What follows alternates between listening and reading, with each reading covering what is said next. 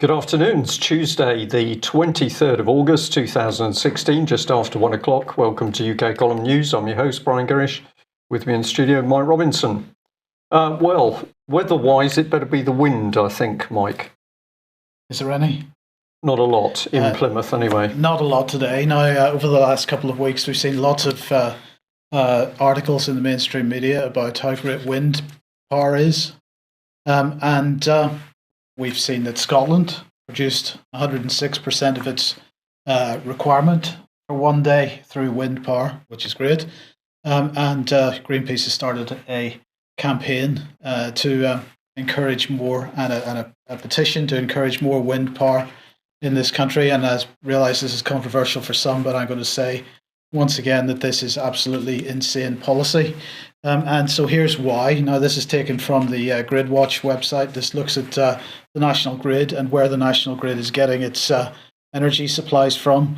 And as we can see there, the top four dials, we've got coal on the left-hand side, providing 4.5% of Britain's energy requirements this morning. So these are live. Well, these were live figures when I took the screenshots, so about an hour ago. Nuclear providing 26%. Gas providing 55%, and oh dear, wind providing 2%. And as a result, Britain has a shortfall in energy supplies today. And so we are importing 5% of our energy, our electricity, from France, from the France interconnector, the French interconnector. We're also importing 3% from the Netherlands interconnector.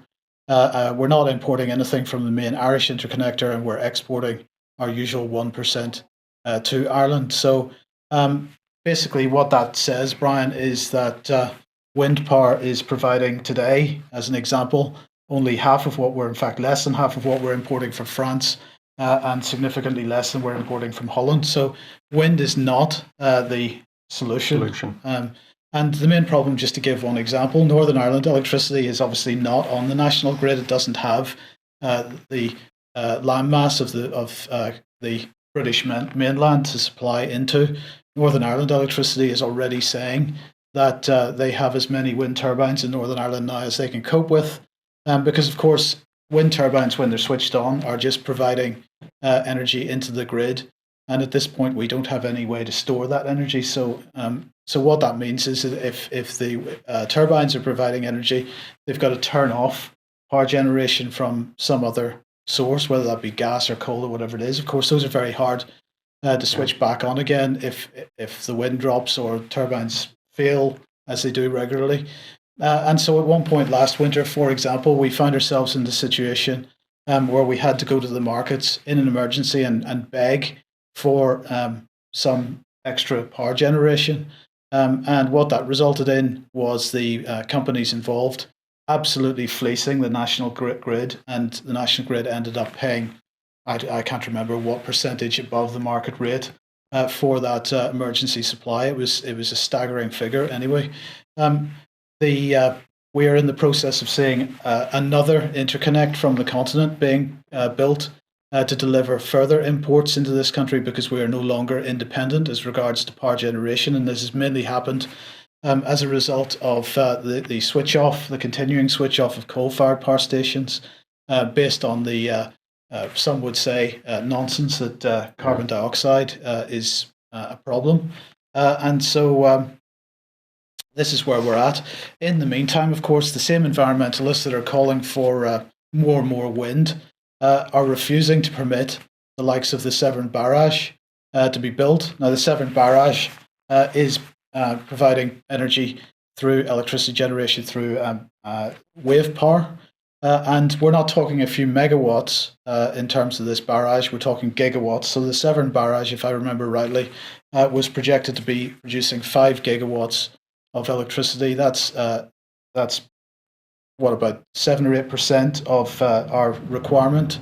But that's not, we're not allowed to build that because it might affect a few fish. So the world is going to, we're all going to die because of global warming, but we can't build proper, what's the word? This type of infrastructure, yeah. This type of infrastructure, which is not dependent on wind, which sometimes isn't there. waves are always there unless we decide to shoot down the moon. Well, interesting subject, isn't it? But the minimum is, Mike, that successive governments have ensured that we haven't got this strategic infrastructure in place. So they're making us dependent on overseas countries. And of course, this is perhaps one of the reasons why we're seeing not a lot of action on Brexit. Indeed. The BBC, however, is seeing a lot of action because they are continuing to get criticism over their coverage of Brexit, and they're continuing post-Brexit coverage. BBC is like a walking advert for Remain. There is a certain irony in this, because who is criticising the BBC, do you think? Well, I think it's another media provider, but I'm not sure which one, Mike. Fox News. Fox, right. Fox News. So there's a certain level of hypocrisy in this, but nonetheless, facts are facts, and the criticism is justified in this case. So Fox News said, politicians, moronic celebrities who don't know anything about trade imbalances, they're waiting on this. The media, the BBC is like a running ad for Remain. It goes on and on. So that is a lot for British exit crowd really to fight up against. Well, I mean, it's not really even proper English, but anyway, that's really what the Express is highlighting. And on we go. EU leaders pledge Brexit will not weaken the bloc. So this is a meeting of the three European Union's three main leaders. Who have we got here? We've got Matteo Renzi, the Prime Minister of Italy. We've got Angela Merkel and Francois Hollande. They are meeting in Ventotene, which is the island apparently off the coast of Naples, where the European Union idea was hatched. Oh, that's very interesting. Red House doesn't get a mention then. Not in this case. And so they're saying that, all three of these are going to face a general election in the coming 12 months. So perhaps in 12 months' time, they won't need to worry anymore about whether the EU exists, but they're saying that Brexit is basically going to have nothing to do with the continuation of the EU. There's a certain level of desperation in this, I think. Well, maybe they know that Theresa May is not actually making any moves towards Brexit at the moment, so it's only a publicity stunt. But maybe that's a bit cynical. No, I think it's pretty accurate.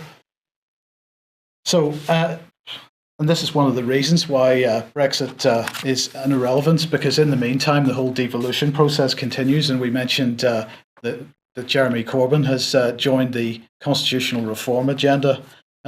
This is part and parcel of it. Now, there's been a bit of concern amongst certain parties. For example, Andy Burnham, that Theresa May was going to ditch, like she has with some other Cameron policies, that she was going to ditch the idea of elected mayors for city regions. It seems that was a bit of an overreaction, but nonetheless, Andy Burnham is himself running as mayor for Manchester, so that's why he kind of had a vested interest in that. Nonetheless, what Theresa May seems to be doing is backpedaling a little bit on the requirement for an elected mayor for a city region. So they're absolutely saying that if there are elections planned for elected mayors, for example, in Manchester, Liverpool, and West Midlands, was it Leeds and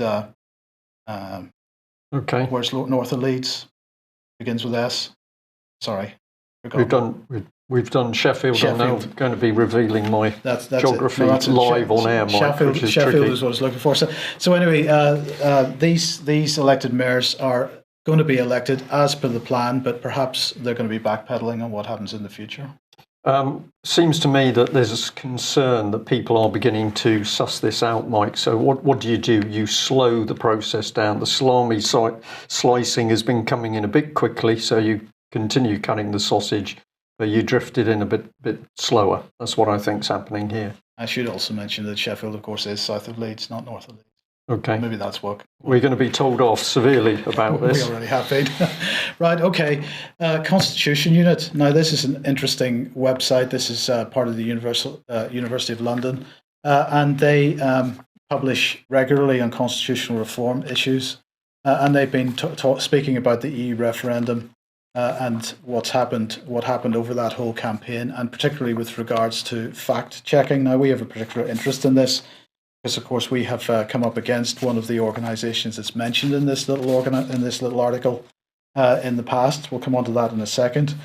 So what they're saying is here that there's a claim, and that the claim is that despite the referendum on EU membership being the most fact-checked referendum of all time, many voters were badly misinformed.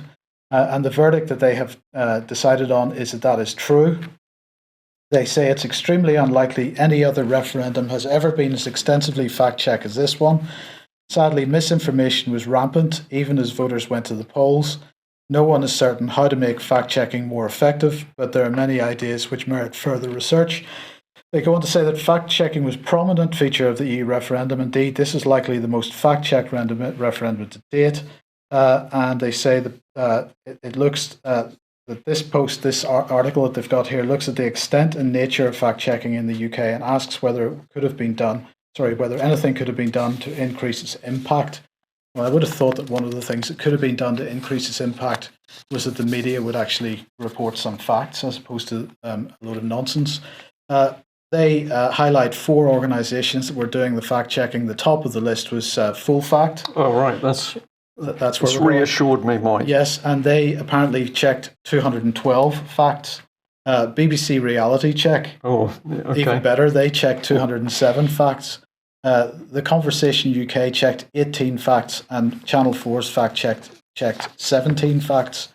But they finish off by saying that fact-checking must be embraced, although the fact-checkers were unable to overcome rampant misinformation during the referendum campaign. We will never know how much worse public understanding would have been without the 454 fact-checks that did circulate. The rigorous and independent fact-checking movement is still young in this country, but it has made a positive mark on UK politics and should be welcomed into the mainstream. We hope that some of the suggestions above and any future research in this area may help to this end. Well, okay, so we've now got a few little fact-checking organisations, Full Fact being one of them. Independent, that's the important thing, Mike. We'll come on to that in a second. Well, the BBC isn't so independent, but anyway, the point here is it not, Brian, that this article is suggesting that these types of organisations should be welcomed into the mainstream in order to encourage MPs, media to tell the truth. Yeah, that's... But the problem is, if we invest in one of these organisations to do that for us, then we're putting our trust in an organisation that we can't necessarily trust.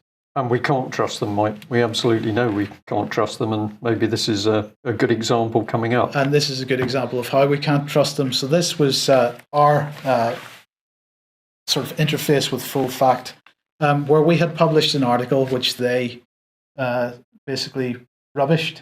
This was to do with Roger Hayes going to prison. We reported accurately what had taken place in the court.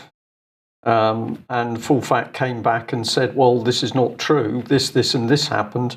And when I called them and said, well, were you present in the courtroom? They said no, but we know what happened. Yes.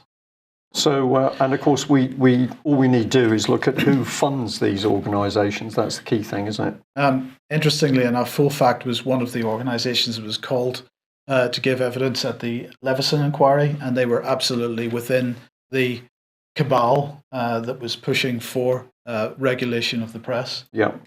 So, which brings us nicely to common purpose. Well, it does. Now, of course, common purpose we have been highlighting this week, or you've been highlighting this week, has moved its focus from the UK to global.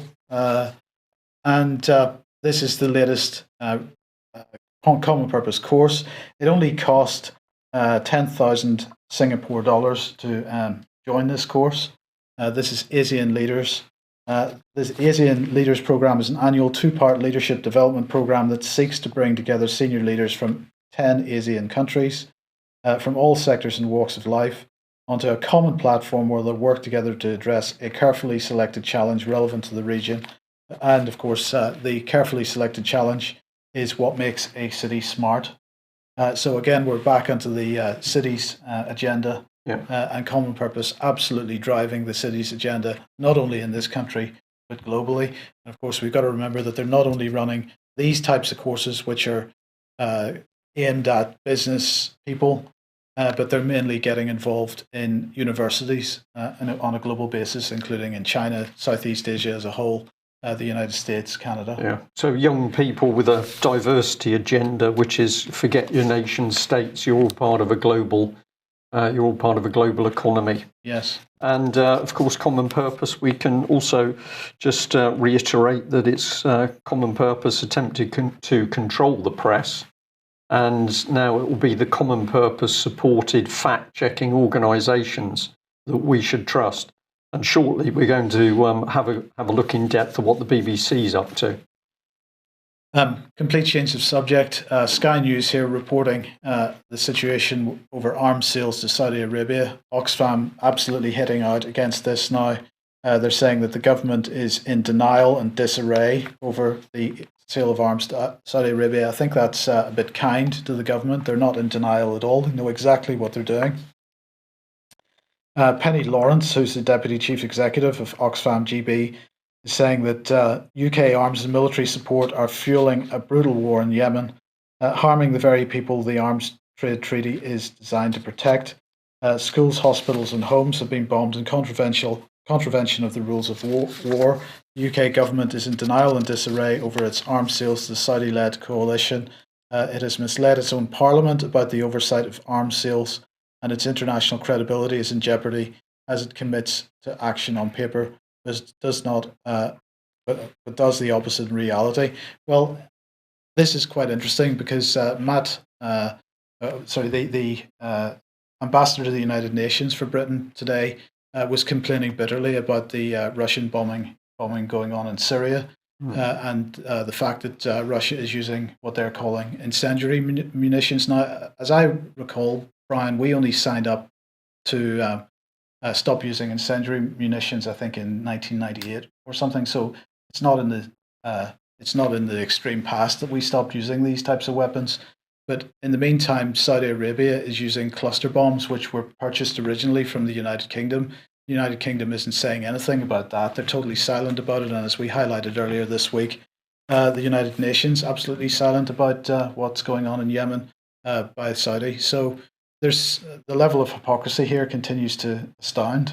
Well, as I demonstrated yesterday, if you want to look at a country which is utterly corrupt, both in a monetary sense and a moral sense, then have a look at the UK. And it doesn't matter, of course, whether the government's Labour or Conservative, the same utter hypocrisy. So nasty stuff. And I'll just reinforce that because somebody was kind enough to send us this. It's an advert that this sale of £1.15 billion worth of mainly tanks, but also heavy machine guns and a lot of other military equipment. This is the US deal, which is going to go through for the Saudis. And this has now apparently been put in for final approval. I think this was dated something like the 8th of August. And here's another 1.15 billion of equipment going in to replace lost equipment and to help reinforce the Saudis. So it always comes back to the same people, Mike. Yes. Okay, well, the last thing we can expect is for the BBC to do some accurate and factual reporting. But it was very interesting that Breitbart picked up on this story a few days ago. And I'll say it's only been in the last 24 hours that we've been able to have a look at this. And what an amazing path it's led on. So here's the headline. BBC says opposing Sharia law is Islamophobic. And the whole thing stems on the fact that the lady on the left, a BBC reporter, goes into a park to do an interview. And the gentleman circled in his sunglasses interrupts them. But he does it very nicely because he simply says there's no Sharia law here. And the lady on the right gets very, very aggressive. You can go online and see this interview and hear what's said, but she gets very aggressive. Do you want to talk about Sharia law? You want to talk about Sharia law to me? And Paul, whoever he is, says we're losing our right to freedom of expression. And he goes on, we're being told to be politically correct when we don't want to be politically correct. And this was stated in a very calm manner. But the BBC reporter has picked up on this and has made it into a major event. Well, if you have a look at her Twitter page, here she is. It's Catrin Nye, and she says, "A man interrupts an interview I'm doing about Islamophobia with Islamophobia. My new story on rising Twitter abuse." Now, this is a very interesting little comment here, because as we're going to see, there's something very big and very deep behind all of the work this woman is doing. And we've got really some questions to ask about what the BBC is up to. So let's follow it through. This is the sort of thing on her Twitter page. And these are clips of the video of the interview that she's doing in the park. So this clip, which I've just chosen in order to show you Paul, here he is. He's sat on the grass, possibly on a seat. He's very calm. And what he says is perfectly reasonable. He's just challenging people's right to freedom of speech. So if we have a look at a few questions we might ask, one of them is, was this incident real? Now, you picked up on this, Mike, because you say, was this just a coincidence that they're in a park and this man interrupts? Or was this actually a staged interruption in order to get a result? BBC wouldn't do that, would they?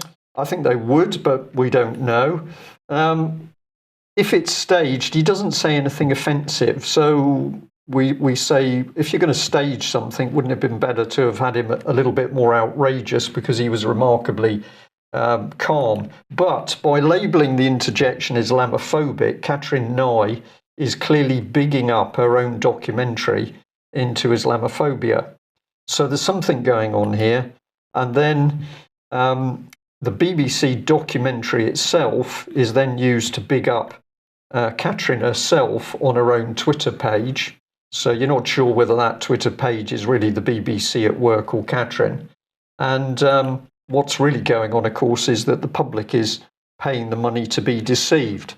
But let's get into the meat of it, because when you get into the little video film clip, what you'll see is a discussion between Catrin and this man.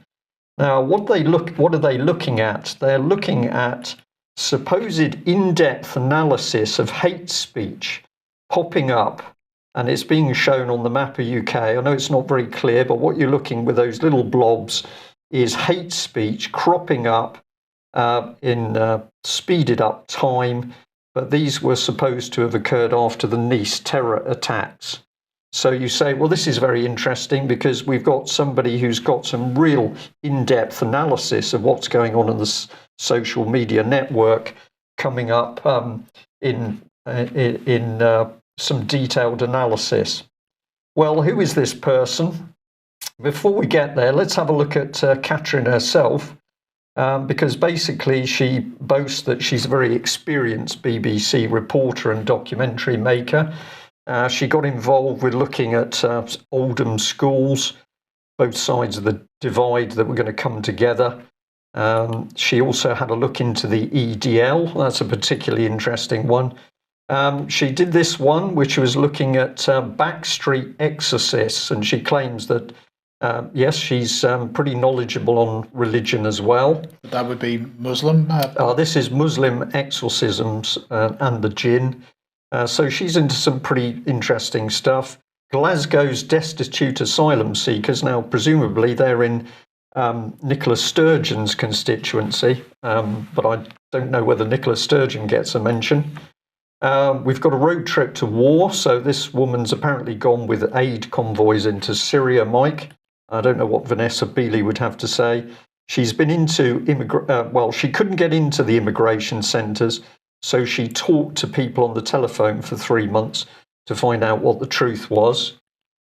She's been into Syria again, July 2014, and she's also been reporting on the terror in Paris. Well, we kept digging, and then we found this, that she's also involved with UNICEF. So now we've got connections between Syria and the children. And where does that take us? Well, it takes us through to this. So if we look at the UNICEF organisation, it's called UNICEF's Next Generation. We've got some sort of social entrepreneurs, a lady called Deco. I'm not sure of her key skills, but there we are. Here's Catrin herself. We can rest assured because we've got a representative from Nestle here, known for their good works. We've got another representative from Barclays International Bank, so he's going to be looking after people properly. And then in pops this gentleman, and this is the one, of course, you recognise, Jamie Bartlett, and he happens to be co-founder of the Centre for Analysis of Social Media. And I thought to myself, well, could this be the very same man that's in the video? And I'm going to say I'm pretty sure it is. So now we've got a clue for where the data came to do with all these supposed clusters of hate speech coming out. It got quite detailed. This is another screenshot where they're showing peaks of hate speech, all reliably analysed, it would appear, by Jamie Bartlett. So where does that take us? Well, let's have a look at it in a slightly simplistic way. We've got Catrin Nye, who's with UNICEF. She's got links to Jamie Bartlett, who's also connected with UNICEF. But what we're interested in is that Jamie Bartlett is fully embedded in Demos, which is a Marxist think tank. It was originally Marxist. It's still Marxist, in my opinion. And this man is in the middle of it, analysing social media. And this is the next bit of the trail, because Demos has been working hand in glove with Facebook to look in detail at this social media. So we've got something very nice developing here. Nice or nasty, depending on how you want to look at it. It's certainly nice and incestuous. It's incestuous, but the BBC linked through to Demos, helped spawn Common Purpose, of course, and now we're into Facebook and social media. So what were they up to? Well, this is what they were doing, because Demos was working on counter speech. And they were basically saying that counter speech is a common crowdsourced response to extremism or hateful content. Extreme posts are often met with disagreement, derision, and counter campaigns. So what they're picking up on is that where so-called hate speech has come out, basically the public then reacts against it in what they call counter speech. So if we just expand a bit of this here, we can now see that because of its belief in the power of counter speech and the growing interest in a more rigorous and evidence-led approach to understand it, Facebook commissioned Demos to undertake a series of research reports. And hey presto, in October 2015, Demos published a report supported by Facebook. Now, who are they targeting? Right-wing extremists. But there's no definition, Mike, of who's a right-wing extremist. So it just appears that Facebook and Demos decided who they thought were A, right-wing, and B, extremist. And then this whole operation was targeted against those people. So this is what they produced. Here's the document, the report. It's counter speech, examining content that challenges extremism online. There's no mistaking who's put this together, because Facebook and Demos people were put together in a team. So this is an expensive little operation, Mike, I would suggest. And this is the introduction. And here we get some idea of the scale of it, because Facebook is saying it serves almost 1.5 billion people. So this data was then analysed in order for Facebook and Demos to identify those nasty right-wing people, whoever they are, and they're then looking at how they can use comment from other members of the public to counter that so-called hate speech. So here we are, we've got Demos report, BBC is behind it, of course, and Facebook, and these are the people working to control and censor social media. I'm going to say today that this is pretty dangerous stuff here, because the BBC's reporting as if it's factual and independent. What's going on, of course, is the opposite. So if we just come back for completeness to the Breitbart report, What did Breitbart have to say? And I do encourage people to go and read their original article. This was the journalist, Raheem Kassam, and he said this. On her Twitter account, Miss Harris, that's the lady top right, admits to having, quote, lost it with Paul in the park, adding, he was irritating me big time.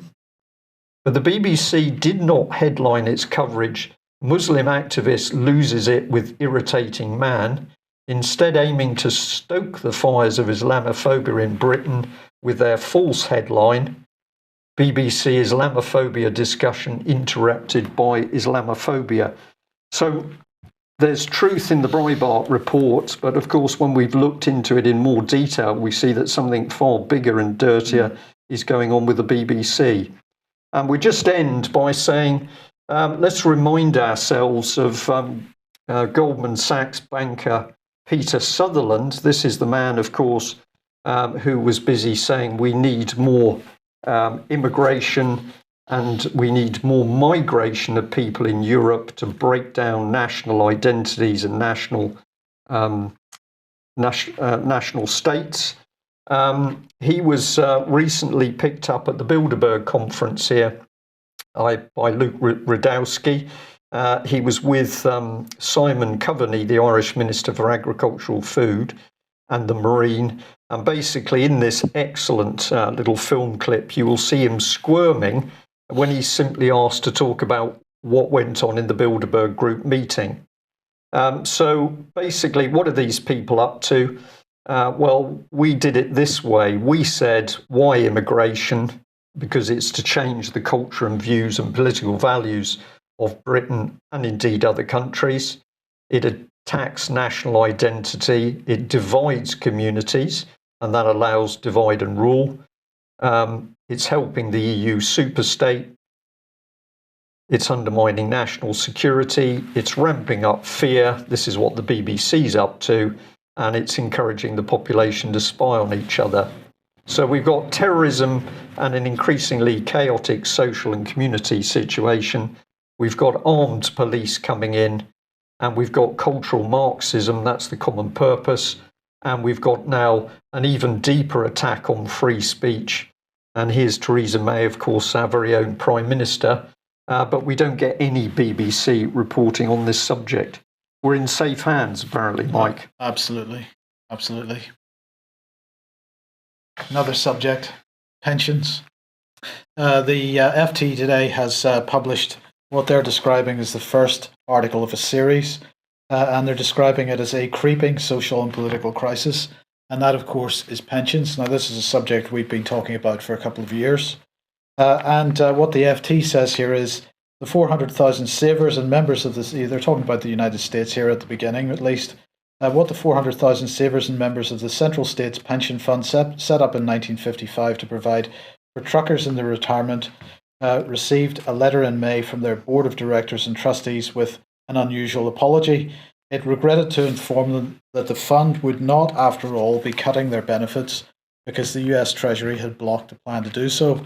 Central States wanted to cut benefits because it feared that it would go bust, as the assets of nearly $18 billion cannot cover the benefits worth more than $32 billion that it is promised to pay out. The plan to cut pensions now was part of a rescue package intended to avert total disaster later, but the idea came under attack in Congress and from unions. So what the FT is highlighting here is the fact that pension funds are increasingly in a dire situation, that they have obligations which they cannot meet. And frankly, the British Home Store story and the ire that's being headed towards Sir Philip Green over the fact that he took money from that. Every company on this in the Western world has been taking money from pension pots, and the pension pots are basically left unfunded. And if those, so basically stealing from Peter to pay Paul, handing that money to stockholders. In the meantime, the private pension funds that are out there are suffering because bond yields, which is one of the major financial instruments that they invest in, those bond yields are all at all-time lows, so they're not getting the returns that they need. So let's see what Baroness Altman had to say about this. She said the emergency to pension schemes has been caused by quantitative easing. That may well be the case, but the fact of the matter is that this situation has been building for 20 or 30 years. This is not something that has suddenly sprung out of the sky as a result of quantitative easing. It may have been made worse by quantitative easing, but this is not the central core of the problem. Pension liabilities are growing faster than assets. That's another thing that the FT article highlights. And of course, what they're saying is that there are too many old people in the world, too many old people in Britain, not enough young people. Of course, we need to drive immigration to solve that problem, Brian. Well, that's going to help it a lot, Mike, as we're seeing by the poverty that's unfolding now as a result of the fact that we can't cope with what's going on. Absolutely. And I just want to highlight, to end this section, of course, it's not just private pension funds. It's not just private corporations that are sort of up to their necks in it, shall we say. This is the UK's outstanding debt.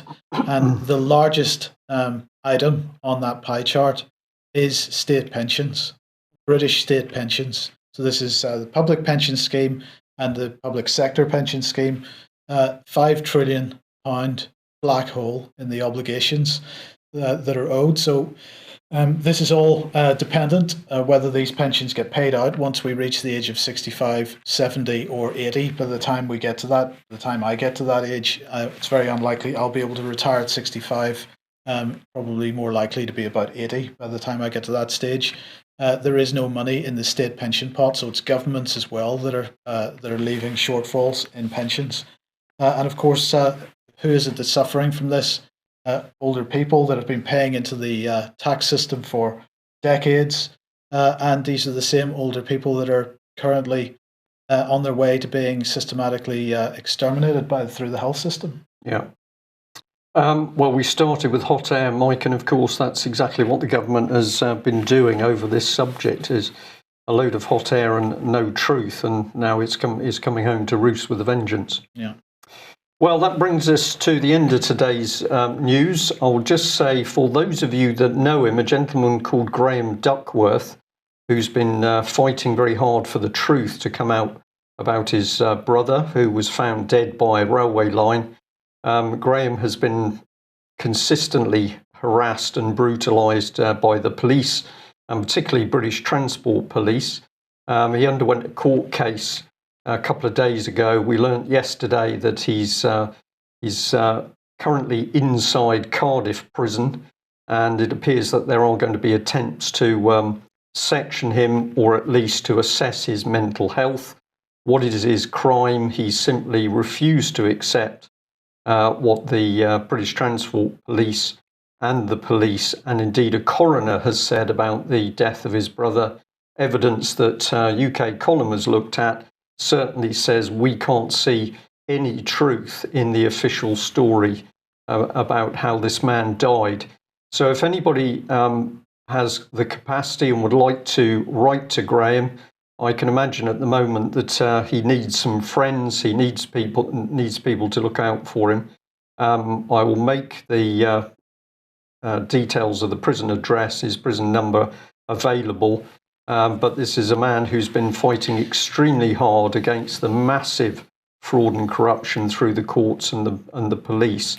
There are quite a number of parallels, not in the initial problem, but in the way that he's been treated to Melanie Shaw.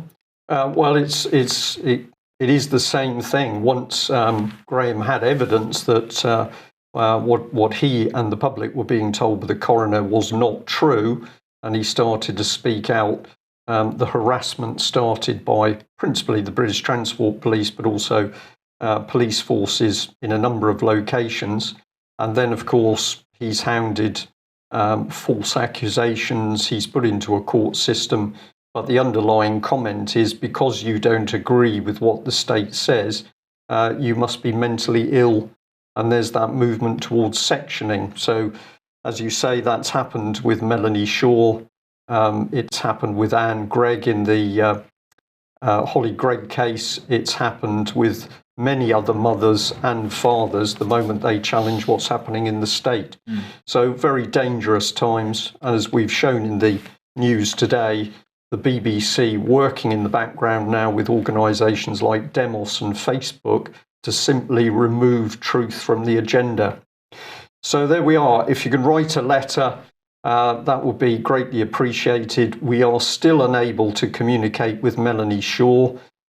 She has a wall around her at the moment to make sure that her friends and supporters can't get near her.